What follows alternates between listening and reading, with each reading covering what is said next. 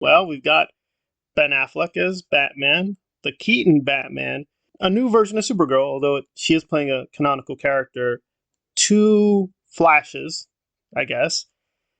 And what did I think? Well, I got to be honest, I've been mostly kind of negative recently about Gunn and where the DC universe is heading. Shazam is not exciting me, and I'm thinking the MCU is not that good either, so it's just going to be a very boring year. But no, this was properly epic, except for a few places.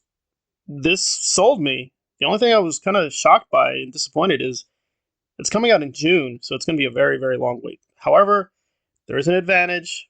Really want to look now at everything they've done because, frankly, the marketing for this thing has been terrible. The poster they put out looked horrible. Just Gunn saying, it's one of the greatest films I've ever seen, kind of made me skeptical. But the trailer really did a lot to convince me that, yeah, this is going to be a properly great cinematic experience. Obviously, they've tinkered with this a few times. It was never meant to be the project it's being sold as. It was definitely going to reset the universe, but not to this extent. So, will this story bear the burden? We'll have to wait and see. For those not aware, this does seem explicitly based on Flashpoint, which is a story with Jeff Johns. I've made clear I'm pretty pro Snyder, so I don't like what Jeff did with the Snyderverse. And I do think he's a very good writer of The Flash and other comics, but him as a screenwriter, not so much. So I'm a little mixed on Jeff, but that's the basis for this story. They've changed a lot of details, but the broad strokes are here. And the basic gist is the Flash goes back in time to prevent his mother from dying. And that's a canonical thing in the comics, that his mother is unfortunately tragically dead.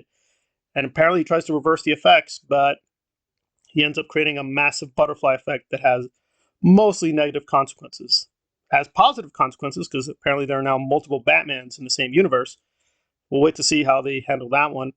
And instead of Superman being the primary hero, it's Supergirl. And I think they did some clever nods to the comics. I'm not going to ruin the whole comic book story, but I will just note one detail that the reason we don't really have Superman is because basically he got locked away. His powers come from solar power because he was in prison so long. He really isn't Superman. So they kind of traded that with Supergirl, and they hinted that in the trailer that, yeah, she's not at full power because they locked her up, but she was exposed to a little bit of the sun. She's ready to go at least to do some ass kicking. That was pretty fun. And the music overall was pretty powerful. Yes, they are using the Elfman score from Tim Burton films.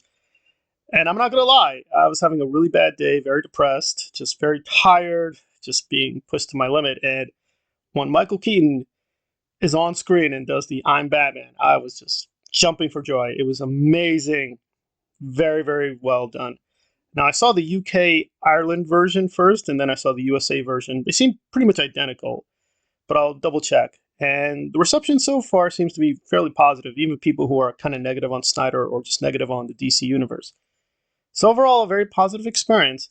Again, with a trailer, they're showing you the best stuff, and they may mislead you as to what the primary story is, so gotta watch out for that.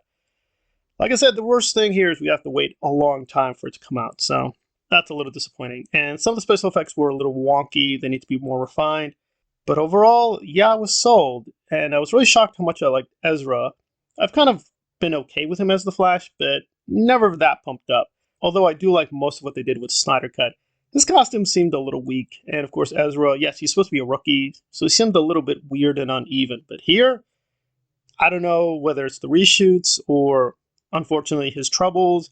He got himself more focused, but he definitely felt like a much, much better actor. Maybe the script was just improved, because this thing has been in development for God only knows how long. But took a while, but I think they made the right choice to be patient and just work through it carefully. A few weak areas, but overall, I'm giving this a massive thumbs up. This is a really strong trailer. I'm going to give it an 8.5. It is looking amazing and epic. It's unfortunate this may not be continuing the story I think they originally planned. Nevertheless, it will be a singular cinematic experience. A few false notes, but I think for the most part, the nostalgia was well done. It's not exploitive. And as a final thing, yes, Zod with Michael Shannon is here as well. So that was very interesting. I didn't like Zod in Man of Steel, frankly. He's one of the big parts of Man of Steel I didn't like. But here, definitely feels very interesting. And these are not the same version. This may be a better version of that character for the story that they're doing. So very exciting stuff. Big thumbs up for The Flash. I'm very excited. Definitely way better, unfortunately, than Shazam or Ant-Man 3. Make of that what you will.